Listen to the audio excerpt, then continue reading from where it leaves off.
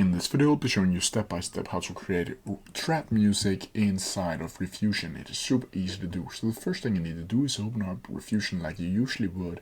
Then from here you need to go up to create the music you imagine up here. Here you can select either prompt or compose, but for this tutorial I'm just going to choose prompt. Then from here you need to add in a prompt for the trap music. And if you don't already have a prompt, I have a link to it down in the description where I'll teach you everything there is to know about creating prompts for music inside of Riffusion AI. But let's create some trap music. So we need it to be rap music, of course. We want it to be trap. We want it to be hype. We need to have an 808 bass.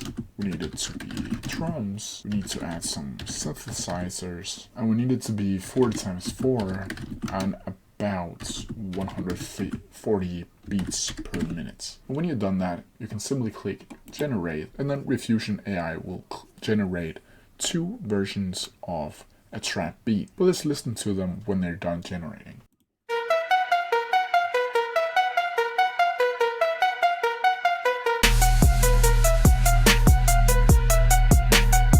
And now for the next one.